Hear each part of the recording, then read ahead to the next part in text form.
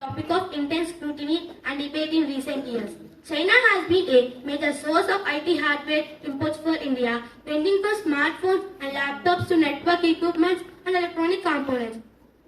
While these imports have fueled India's technological growth, and they have also raised concerns about economic dependency and security, the import management system seeks to address these concerns by promoting domestic manufacturing, reducing reliance on foreign imports, and enhancing India's self-sufficiency for its IT hardware sector. Amid tensions between India and China and growing concerns about import dependence, India had made significant strides in recent years to incentivize local productions through initiatives such as Make in India and Atmanirbhar Bharat Self-Reliant India. By restricting imports from China, the government aims to create a favorable environment for domestic manufacturers to thrive. By promoting domestic manufacturers has several advantages. Firstly, it generates employment opportunities, which is very crucial for a country with burgeoning youth population. Secondly, it reduces the trade deficit by substituting locally manufactured products. This in return strengthens India's economic resilience.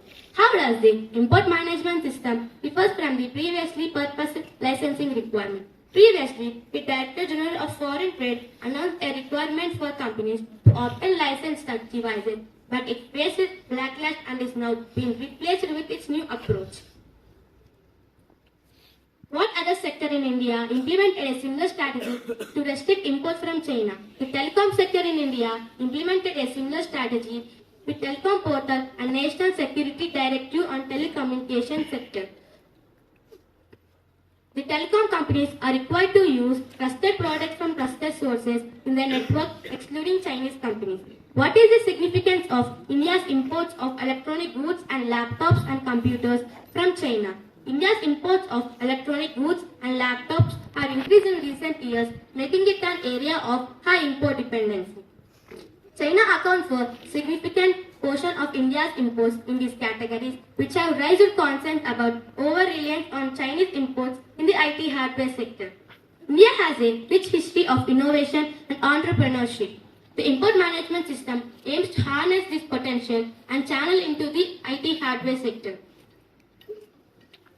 Moreover, this shift policy sends a clear message to the world. India is open for business, but is also determined as it safeguards its national interest and security. It invites partner companies to invest in research and development and collaboration in building a technological vibrant ecosystem. In the conclusion, the import management system is a bold and strategic move by India to reshape its technological ecosystem. It is driven by the goals of promoting domestic manufacturing, enhancing self-reliance, addressing security concerns, and boosting IT ecosystem. This shift policy underscores India's commitment in a future where it is not only participates actively in global technology, where it is in a future.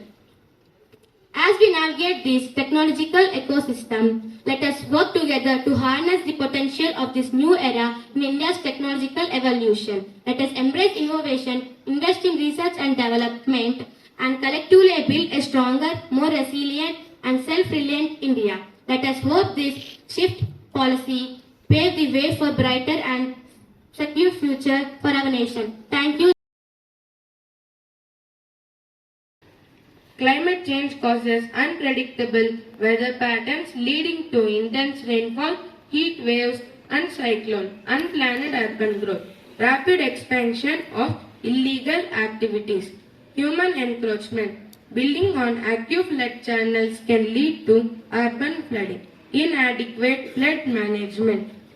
Urban residents are facing problems because there are lack of proper time. Waste disposal issues, improper disposal of solid waste. What are the challenges faced due to urban flooding? Infrastructure damage. Heavy rainfall can damage buildings and roads. Disturbance of transportation, mainly public transport, can lead to traffic congestions. Pollution issues. Large amount of contaminated drainage water can lead to flash floods, which causes overwhelming the capacity of drainage systems. Public health risks. Mainly, the contaminated drinking water leads to waterborne diseases. What are the gaps in India's urban planning? The country lacks comprehensive mapping and documentation of the surface of water bodies. National Disaster Management Authority could not effectively inform people about the upcoming floods. Reactive rather than proactive approach. What could be the solutions for this? Conduct studies and develop management plans. Utilize geographic information. Develop short, medium and long-term measures. Raise awareness about wetlands and water bodies conservation. Survey existing pipelines, encourage the civic participation like rain gardens, biospheres, urban parks, green roofs and green walls. Let's hope for future when our cities are safe havens for upcoming generations. Thank you.